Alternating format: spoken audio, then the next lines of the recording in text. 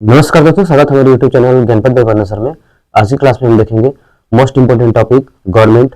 तो आइए देखते हैं गवर्नमेंट और इसके टाइप्स, है ना। तो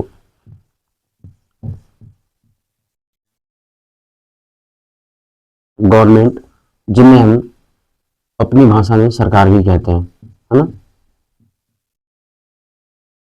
ठीक है। तो क्वेश्चन उठता है आपका कि व्हाट इज गवर्नमेंट, यानी गवर्नमेंट क्या है। तो government is a group of people who govern a country or a state, यानी गवर्नमेंट लोगों का वह समूह है जो किसी देश या राज्य को चलाने का काम करते हैं, है ना। तो अब देखते हैं कि इसके कार्य क्या होते हैं, फंक्शन क्या होते हैं इसके।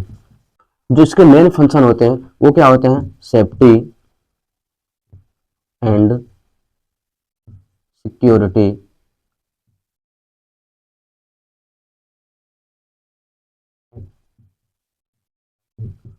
ऑफ सिटीजन्स, है ना।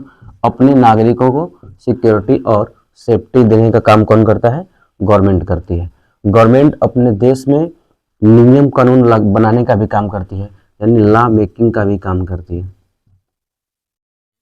लॉ मेकिंग का काम करती है, उसे लागू करने का भी काम करती है ना। उसके साथ साथ अपने देश के डेवलपमेंट में भी इसका महत्वपूर्ण योगदान रहता है, और अपने देश को वर्ल्ड वार से, यानी दूसरे देशों से युद्ध से भी बचाने का काम जो होता है वो गवर्नमेंट का ही होता है। ठीक है। अब देख लेते हैं कि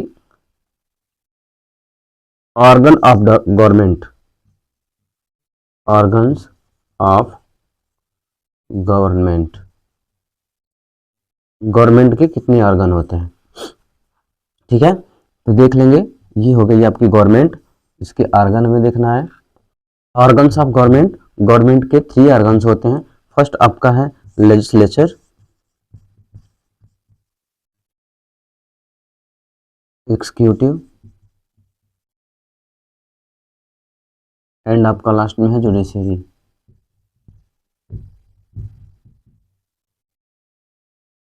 ठीक है। अब देखेंगे कि ऑर्गन्स ऑफ गवर्नमेंट में इनका वर्क क्या क्या होता है। यानी लेजिस्लेचर का वर्क क्या होता है? ये मेकिंग लॉ का काम करती है ना। लॉ मेकिंग का काम करती है ये। कानून बनाने का काम किसका होता है? लेजिस्लेचर का। और कानून को ऑर्डर देने का या लागू करने का काम कौन करता है? एग्जीक्यूटिव।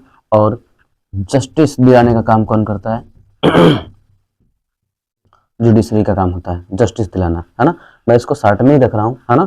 और ये क्लास वाइज इसके लेवल जो होते हैं वो बढ़ते जाते हैं। तो अभी हम सिर्फ इसके स्ट्रक्चर को ही समझेंगे फिलहाल में, और बाद में मैं इसके ऊपर वीडियो बना दूंगा आपको कि इसके अलग अलग जो ऑर्गन्स हैं उनके कौन कौन से कार्य होते हैं, थोड़ा सा विस्तार में होगा वो। ठीक है। तो अभी के लिए इसको इतना ही समझेंगे कि ऑर्गन्स ऑफ गवर्नमेंट में लेजिस्लेचर, एग्जीक्यूटिव और जुडिशरी 3 पार्ट होते हैं। किसी भी सरकार के 3 पार्ट होते हैं, बहुत इंपॉर्टेंट होते हैं। चौथा जो होता है वो क्या होता है? चौथा मैं आपको बता दूं, चौथा मीडिया होता है ना। हम लोग कहते हैं ना कि किसी भी सरकार के 3 पिलर होते हैं, और चौथा जो होता है वो मीडिया होता है, जो सबसे इम्पोर्टेंट होता है। तो 3 पिलर में से पहला पिलर क्या है आपका? लेजिस्लेचर, जो कानून बनाने का काम करता है। एग्जीक्यूटिव, जो लेजिस्लेचर द्वारा कानून बनता है उसको लागू करने का काम ये करता है। और जुडिशरी, है ना, निर्णय दिलाने का काम करता है, जस्टिस न्याय दिलाता है हमें। ठीक है। अब आगे देख लेंगे हम लोग गवर्नमेंट के टाइप कौन कौन से होते हैं, कितने टाइप की गवर्नमेंट होती है। अब देखते हैं types of government, types of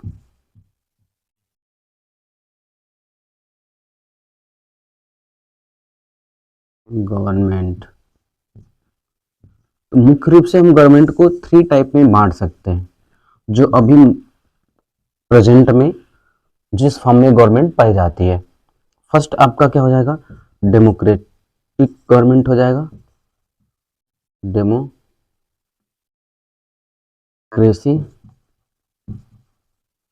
second हो जाएगा आपका डिक्टेटरशिप, डिक्टेटरशिप। थर्ड आपका हो जाएगा मोनार्की।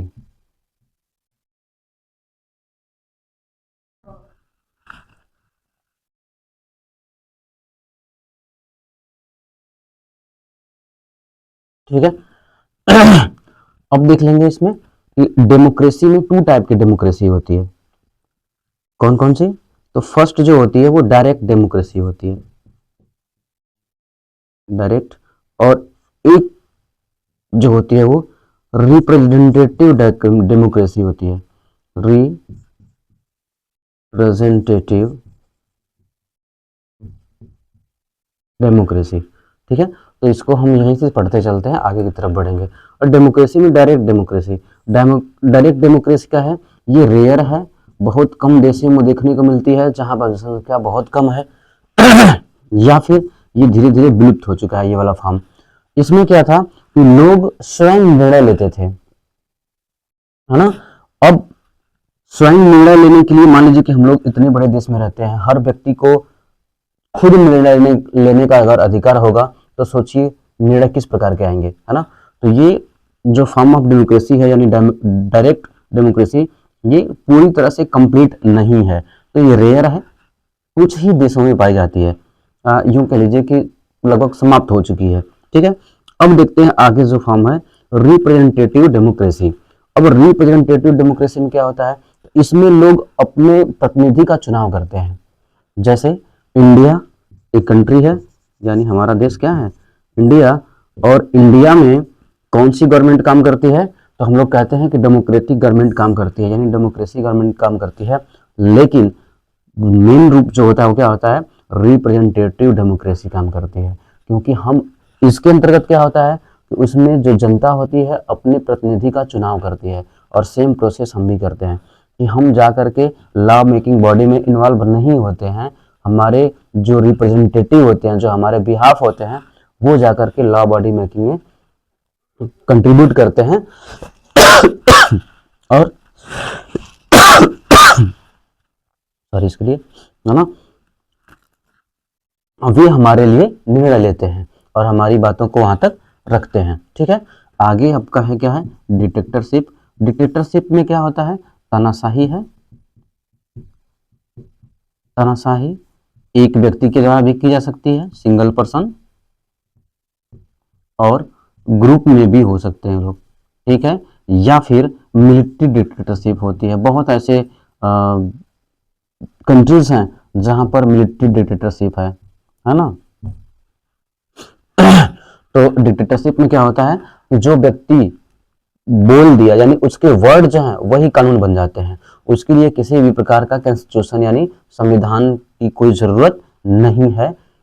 डिक्टेटरशिप में जो व्यक्ति बोल दिया वही कानून बन जाते हैं। ठीक है, नेक्स्ट देख लेंगे। नेक्स्ट क्या है आपका? मोनार्की। मोनार्की में क्या होता था कि वंशानुगत कार्य चलते थे, मतलब राजा जो हैं, राजा के बेटे ही राजा बनेंगे, चाहे उनके अंदर कोई योग्यता हो या ना हो। तो इसमें क्या हो जाएगा? किंग हो जाएंगे। ठीक, अब किंग नहीं है सऊदी अरब में प्रिंस जिसको हम लोग कहते हैं, वहां पर अभी भी मोनार्की शासन चालू है। ठीक है तो दोस्तों हमने आज देखा government, what is government and level of government, और नेक्स्ट टॉपिक आपका ये जो आखिरी टॉपिक था ये क्या था? टाइप्स ऑफ गवर्नमेंट, है ना। तो आज के लिए इतना ही, मिलते हैं अगले वीडियो में, तब तक के लिए जुड़े रहिए हमारे चैनल ज्ञानपथ विपन्ना सर से। वीडियो को शेयर करिए, लाइक करिए, चैनल को सब्सक्राइब करना ना भूलें। Thank you.